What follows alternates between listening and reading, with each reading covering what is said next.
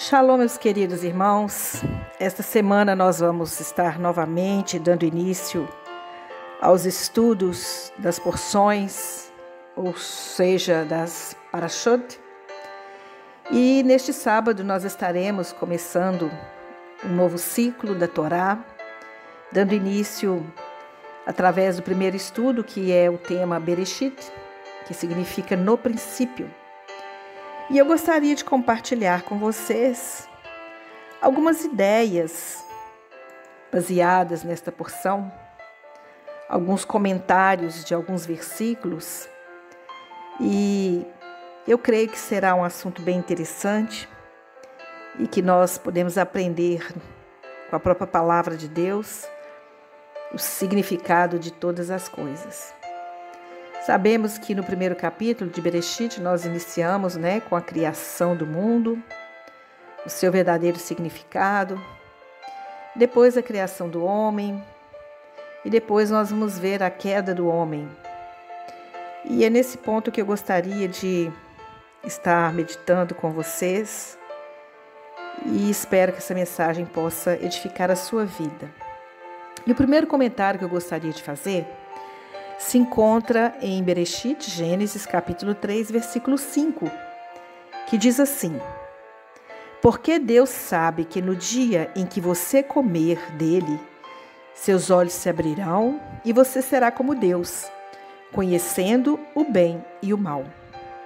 Interessante que, desde o início da criação do homem, quando ele estava apenas começando a desfrutar de sua condição como tal em um mundo ideal, ou seja, no Éden, ele foi tentado com poder. A serpente direcionou uma palavra a eles dizendo: e você será como Deus. O homem, no fundo de seu ser, teme ser porque ser um homem significa, segundo o seu raciocínio errôneo, ser uma pessoa dependente, ou seja, viver na dependência de Deus. O homem anseia, em todos os campos da vida, independência. Pois a independência produz uma sensação de bem-estar, de segurança, de apreço e liberdade. O seu anseio por independência atinge tal grau que ele também deseja se tornar até mesmo independente de Deus, que é uma fonte inesgotável de bem-estar, de segurança, de apreço e liberdade. Como consequência desse medo profundo, o homem não confia em ninguém. Tem medo de se entregar, pois associa o homem à vulnerabilidade. E ele tem razão. O homem é vulnerável em todas as suas esferas, tanto físicas quanto psicológicas. Mas ele esquece que não será o poder que lhe dará a segurança que tanto ansiava, nem fisicamente e muito menos emocionalmente. Porque nunca será um Deus com letra maiúscula. E dificilmente será um Deus com letra minúscula. Então não será um Deus nem um homem. Então, o que ele vai ser? Nada. E não há nada pior do que não ser nada. É a anulação total que é pior que a morte. E o versículo confirma isso. Em Gênesis 3, versículo 7. E seus olhos foram abertos e eles sabiam que estavam nus. Adão e Eva esperavam que, quando seus olhos fossem abertos, eles seriam poderosos. Eles seriam os mestres do bem e do mal, livres de qualquer imposição. Eles gozariam de total independência, fariam toda a sua vontade, mas não foi assim. Quando seus olhos foram abertos, eles sabiam que estavam nus, desprotegidos de Deus, expostos e vulneráveis a todos os perigos e acidentes. Em Bereshit 3, versículo 9 e 10, diz: e o Deus eterno chamou o homem e disse-lhe: onde estás? E ele respondeu: ouvi a tua voz no jardim e tive medo, porque estou nu e me escondi. A pergunta de Deus ao homem foi: onde você está? O homem não era. Ele tinha se escondido. Ele tinha medo de sua nudez e vergonha de sua condição humana, porque ele não era um Deus nem um homem. Então quem ele era? Um verme exposto a ser esmagado por todos? Decepção total, na verdade. Agora ele entendia o advento divino em toda a sua extensão e eloquência. Em Gênesis 2,17 diz: e da árvore do conhecimento do bem e do mal não comereis, porque no dia em que dela comer, morrerás. Mas agora já era tarde. O homem entrou em um círculo vicioso. Incapaz de suportar a angústia do medo, ele busca ansiosamente a segurança do poder. Mais uma vez que isso, nada mais é do que uma ilusão. Seu efeito é temporário e a necessidade de poder está aumentando. Quanto maior a força, maior a queda. E quanto maior a queda, maior a força. Do Éden, o homem foi expulso e está vagando pelo mundo, buscando ansiosamente o poder. A droga que causou o maior número de vítimas no mundo, diante da qual as drogas mais poderosas empalidecem, nada mais são do que misturas simples e inofensivas. O mundo colocou as mentes mais proeminentes a serviço deste temível senhor do tráfico. O homem não está mais satisfeito em ser um deus da espada. Agora ele quer ser um deus atômico. E amanhã o que vai ser desse homem? Se o homem persistir nesse caminho, o mundo se tornará como um lugar de sacrifício total. Ele conhecerá o bem, mas se inclinará para o mal. O poder é exclusivo, divide os homens, separa os irmãos. Transforme o homem em um verdadeiro monstro, em uma besta insaciável de glória e poder. Não tem sido assim? O que a mídia, o que a internet tem tentado fazer de nós? Mas o que a Torá propõe? Não nos escondendo, vivendo a realidade, sendo o que deveríamos ser e o que realmente somos, homens. Não devemos temer e muito menos ter vergonha de ser humanos. Não precisamos basear nossa proteção no poder e na força. Deus nos protegerá. O objetivo do homem deve ser estender suas mãos em direção à árvore da vida e comer seus deliciosos frutos, e ele viverá feliz, sem medo ou angústia e orgulhoso de sua humanidade. A Torá é o único caminho que levará o homem de volta ao Éden. É a árvore prodigiosa da vida, cujos frutos fabulosos contêm a seiva da vida eterna.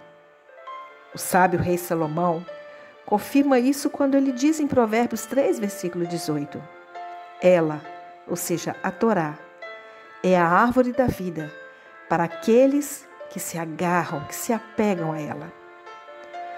Mas vamos nos apegar à Torá, comer seus frutos deliciosos e retornar ao Éden. Não há perigo de se perder. O caminho de retorno está perfeitamente marcado. Felicidade e felicidade nos aguardam lá. Não seremos deuses, mas também não seremos vermes. Seremos homens cujo objetivo é conhecer Deus.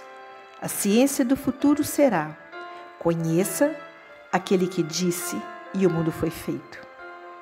E nós o conheceremos como afirma o profeta em Isaías capítulo 11, versículo 9, porque a terra se encherá do conhecimento do Eterno, como as águas cobrem o mar. Mas nós temos um segundo comentário muito interessante, que é o alvo da descida, ou seja, uma subida maior. É interessante que o Talmud relata que o pecado de comer a Etz Hadat, ou seja, a árvore da vida, e a subsequente expulsão do primeiro homem do Éden, do Jardim do Éden, aconteceram no mesmo dia de sua criação, ou seja, o 6º dia de Bereshit. Mas isso levanta uma questão. No final de toda a criação daquele dia, a Torá expressa: e Deus viu que tudo o que ele tinha feito, e eis que era muito bom. Também o pecado e sua punição estão incluídos no muito bom? Se olharmos para a explicação do Midrash sobre muito bom, a questão se torna mais forte. Bom se refere ao bom instinto e muito se refere ao mau instinto. Como isso é entendido? Vamos refletir um pouquinho sobre o alvo do mal. O acima nos permite entender a intenção intrínseca de Deus em criar o mal. A mesma víbora que seduziu Adão ao pecado e o instinto são suas criações. Sendo o Criador a essência do bem, devemos reconhecer que o mal deve conter algum bem oculto. Esse bem interior é a possibilidade de techuvá, ou seja, de retornar a Deus com arrependimento. Se não houvesse o mal, não haveria retorno, arrependimento e a superação do homem sobre suas faltas e instintos que vem depois que a pessoa pecou. O serviço do penitente a Deus é tão forte por causa de sua sede da espiritualidade divina, um produto do afastamento anterior, que ele consegue transformar pecados premeditados em méritos. Mas há a vantagem da luz. Este é o significado do muito bom, que se enuncia no 6º dia da criação. O criado anteriormente simboliza o bem absoluto e o perfeito no qual é expresso. E Deus viu que era bom.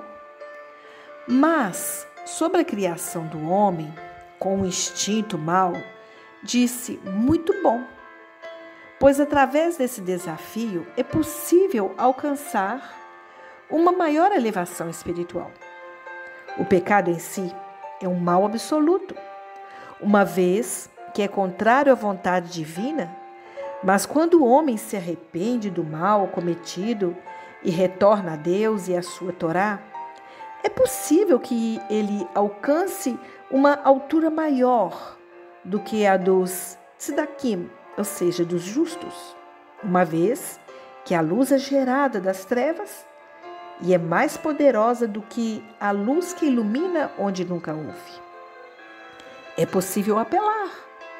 Aqui encontramos a resposta para o ser humano, que pode lamentar dizendo que nada pode ser reclamado dele, pois desde o início foi criado com um instinto que o leva ao pecado. A história dessa paraxá diz a ele: muito pelo contrário, todo motivo pelo qual o instinto maligno foi criado é para alcançar a perfeição superior no serviço a Deus por meio da techuvá, ou seja, do arrependimento. Assim chegamos ao muito bom, que é requinte total com a chegada do Mashiach. E nós sabemos que Yeshua HaMashiach, ele veio. E através dele, nós podemos fazer esse retorno, essa techuvá, de volta para o eterno Deus. Mas existe um outro comentário muito interessante desta porção. E fica a pergunta: quem? Eu? O culpado? Olha só, no capítulo 4, versículo 9 diz: qual foi o propósito desse diálogo, entre Hashem e Caim? Vamos ler o versículo. E Deus disse a Caim: onde está Abel, teu irmão? E disse: não sei, eu sou o guardião de meu irmão. Interessante, esse propósito desse diálogo entre o Eterno e Caim. Caim certamente sabia que Hashem sabe tudo e que até o oculto é revelado a ele. Esse confronto serviu para esclarecer quem deveria ser culpado pela morte de Abel. Quando o Eterno questionou Caim sobre o paradeiro de seu irmão, Adonai o deixou inferir que Caim era responsável por ele e que escolher o bem ou o mal estava dentro de sua livre escolha. Caim, com certeza, deve saber que merecia punição porque ele era culpado. Caim teve a impressão de que, desde que ele havia matado Abel, certamente havia um decreto divino que determinou aquele destino para seu irmão, sendo ele, Caim, apenas um instrumento para realizá-lo. Com sua resposta, ele disse: "Eu sou o guardião de meu irmão?" Ele deu a entender que Adonai é o guardião do mundo e que, como o que aconteceu estava contido em seu plano, ele não era culpado de nada. Sabemos, é claro, que essa tendência de pensamento é totalmente ilógica. Temos livre-arbítrio, plena liberdade de escolher entre o bem e o mal.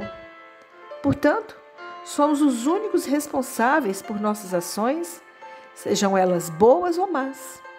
A responsabilidade é algo muito difícil para o ser humano aceitar. Nosso mecanismo de defesa interno não nos permite admitir responsabilidade por nossas ações.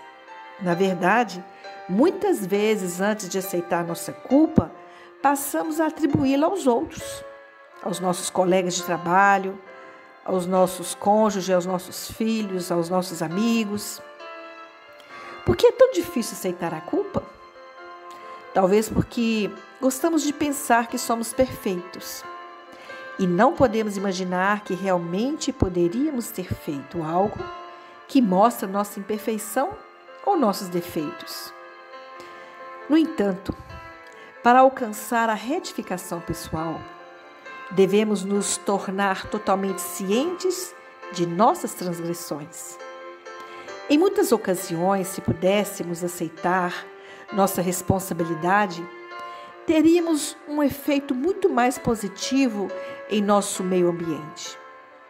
Para citar alguns exemplos, se fizermos com que os outros se desviassem do caminho da Torá, devemos fazer as pazes e aceitar sobre nós mesmos a responsabilidade de sermos melhores modelos no futuro. Ou ter dito uma palavra de Lashon Hará, que é uma calúnia, uma mentira, não apenas nos torna responsáveis por uma terrível transgressão, mas também faz com que aqueles que eventualmente estão nos ouvindo caiam ao nosso lado. E a implicação é muito maior quando se trata de alguém que é mais respeitado e ouvido na comunidade. Devemos também evitar colocar a culpa nos outros. Inúmeras vezes, na tentativa de nos salvarmos das críticas ou na busca do culpado por alguma falta cometida, tendemos a culpar qualquer inocente que circunstancialmente passe ou esteja ao nosso lado, sem refletir sobre os danos que nosso erro pode causar. E mesmo que se esteja diante do verdadeiro autor da falta, é preciso falar com bastante cuidado para conseguir sua retificação, sem ferir a suscetibilidade. Mas existe um quarto comentário que eu gostaria de fazer com vocês. É sobre o Jardim do Éden. Como você imagina o Jardim do Éden? O Jardim do Éden? Você pergunta. Eu não sei. Eu realmente nunca pensei sobre isso. Suponho que você nunca tenha estado naquele lugar lindo, nem tenha conhecidos que o tenham visitado e que possam informá-lo sobre como ele é. Portanto, você não tem outra opção a não ser usar sua imaginação. Você tem coragem de divagar um pouco? Como você fantasia sobre um lugar atraente? E que tenha, então, um clima bom, ensolarado, fresco, com uma brisa agradável e não muito quente. Árvores de diferentes matizes e flores encantadoras com um perfume rico. O mar calmo, um lugar onde todos os problemas que você não precisa se preocupar com nada, exceto escolher a praia onde deseja passar o dia, livre do estresse e da poluição ambiental da cidade. Muito bom. E o que você tem que fazer em um lugar tão atraente? Vou te perguntar novamente. Dedicar? Você diz. Trabalho? Como trabalhar? Se for atraente, você não precisa trabalhar. Porque se eu tiver que trabalhar fora, não é mais atraente. Você deve estar rindo. Então, vamos analisar juntos o texto da Torá, no qual descreve as condições de vida do Jardim do Éden. O lugar para o qual Deus convidou para morar e onde Deus colocou o primeiro casal de seres humanos, Adão e Havá, Adão e Eva. Podemos estar corretos em nossa avaliação do local ideal, ou talvez não. Mas antes de continuar, devo esclarecer que o termo Éden é usado alternadamente na literatura rabínica para falar do lugar físico terrestre em que Adão e Eva estavam oportunamente, por um lado e por outro, do lugar espiritual no qual as almas justas habitam após a morte. Nós vamos falar sobre esses aspectos então. Adonai, ele fez crescer na terra todas as árvores, no Jardim do Éden, que fossem agradáveis de se olhar e benéficas para comer. Isso está em Bereshit, capítulo 2, versículo 9. Até agora corresponde à sua fantasia. Na verdade, a Torá confirma que isso não é ficção. E pelo menos árvores fascinantes e maravilhosas, sem dúvidas, existem no Éden. No entanto, vamos prosseguir com a Torá. E Deus pegou Adão e o colocou no Jardim do Éden para trabalhar e cuidar dele. A partir desse versículo fica claro que Adão não foi criado dentro do Jardim do Éden, mas foi gerado fora dele e só então Deus o induziu a entrar. Adão conhecia o mundo exterior, no qual estamos inseridos, o que evidentemente deixa algo a desejar, principalmente se o compararmos com a beleza do Jardim do Éden. Em outras palavras, Adão estava ciente de que o Éden em que vivia era um lugar privilegiado e que ele poderia perdê-lo se não se comportasse de acordo com o que se esperava dele. Podemos supor que Deus deseja que a pessoa aprecie o que ela possui, e no caso de Adão, ele lhe deu a oportunidade de saber que as vantagens do Éden não foram generalizadas. Da mesma forma, o versículo afirma categoricamente que o objetivo da vida do Éden era trabalhar e cuidar dele. De que trabalho e de que cuidado se fala aqui? Se fosse uma questão de plantar árvores, não pode ser, porque Deus já as plantou. Nem pode ser sobre a necessidade de irrigação, uma vez que já diz: e saiu um rio do Éden para irrigar o jardim. Qual é o problema então? Trabalho se refere à dedicação ao estudo da Torá e cuidar se refere à observância dos mandamentos. Mesmo que o trabalho e cuidado do jardim fossem literalmente referidos à palavra arar ou semear. Como outras autoridades acreditam, a tarefa ainda é espiritual pelo simples fato de que o cumprimento dessas tarefas correspondia e o slogan que Deus deu a ele. Se uma forma ou de outra a vida no Éden não era ociosa, o lazer não tem lugar no judaísmo ou no plano de Deus para a humanidade como um todo. A atitude relutante em trabalhar como um mal necessário, que deve ser devolvido a todas as suas segundas-feiras, uma postura que é generalizada em nossa sociedade. Os cavaleiros medievais também assumiam que trabalhar era uma questão de escravos, mas não para pessoas de sua própria categoria, que passavam seu tempo caçando, duelando ou simplesmente não fazendo nada. Não corresponde à Torá de forma alguma assim. Então, o que nós podemos entender? E eu espero que não está decepcionando você com este ensinamento. Adão teve que trabalhar, porque trabalhar é bom. Não só isso, mas somente depois que Adão trabalhou, ele poderia desfrutar dos prazeres do Éden. Porque somente depois desse versículo, Deus diz a Adão: de cada árvore do jardim você deve comer. Quão valioso é o trabalho, porque nem mesmo o Adão tentou nada antes de ter trabalhado. Então, com base nesses fatos, as primeiras palavras deste versículo, que diz, e tomou Deus, no sentido de que ele o tomou com palavras, persuadindo-o a entrar no jardim do Éden.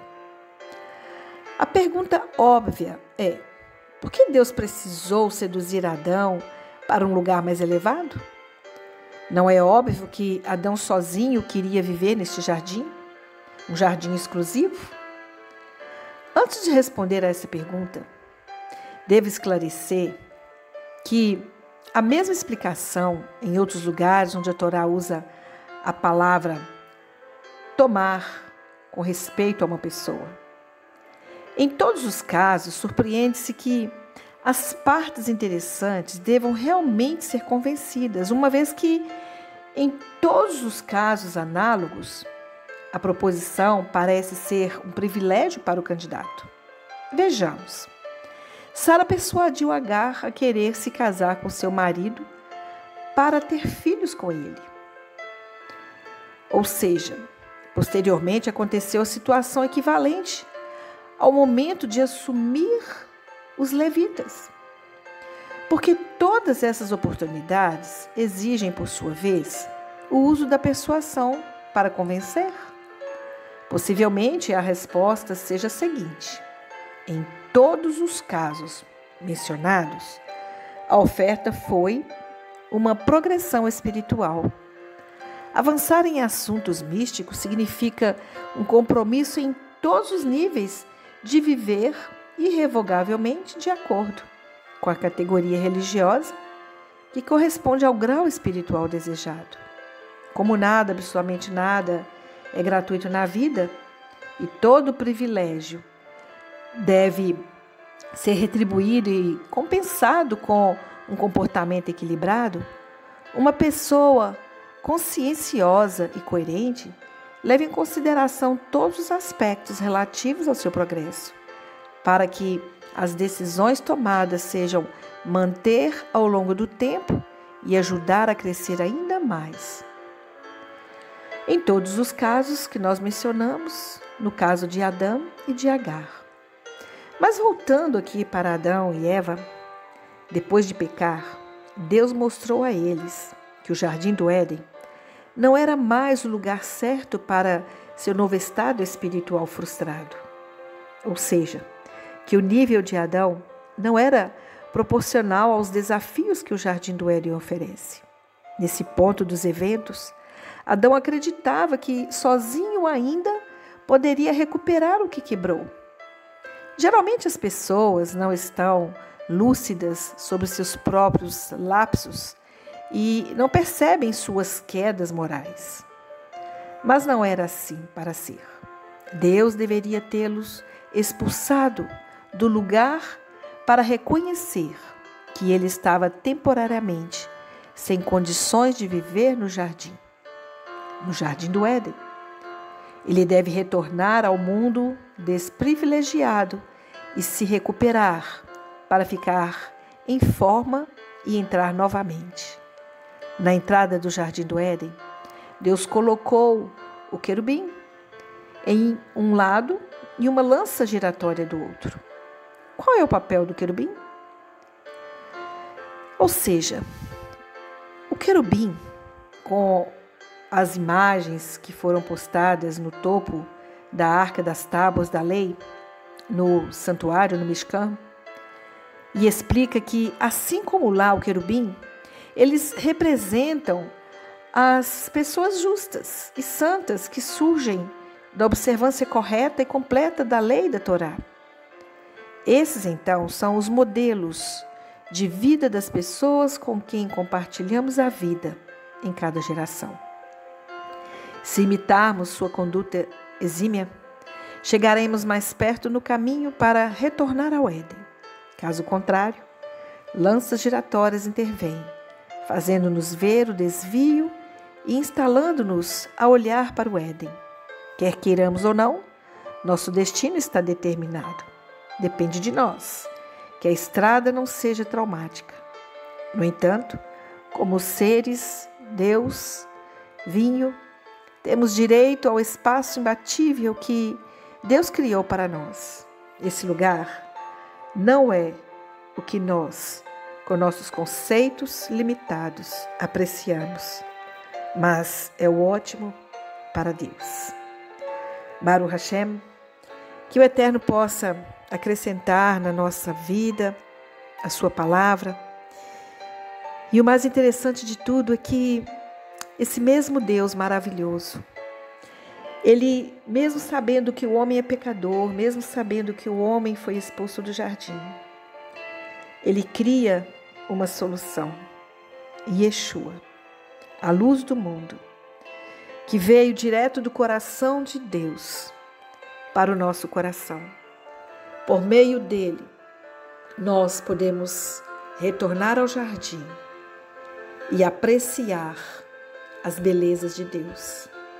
Por isso eu te convido nessa hora a abrir seu coração e confessar as suas culpas e se arrepender dos seus pecados e se voltar para o Senhor. E por meio de Yeshua, com certeza, você terá acesso livre à presença do nosso eterno Deus. E muito em breve, Yeshua virá para nos buscar e nos levar de volta para a casa do Pai. E que eu e você possamos estar preparados para esse tempo. Baruch Hashem, que o Eterno te abençoe em nome de Yeshua HaMashiach e que essa mensagem possa encher seu coração de alegria, de conhecimento, de paz, mas também trazer mudanças e te levar de volta para o lugar de onde nós não deveríamos ter saído, que é do coração do nosso Deus. Que o Senhor te abençoe em nome de Yeshua HaMashiach e eu te desejo um Shabbat Shalom recheado de muitas bênçãos.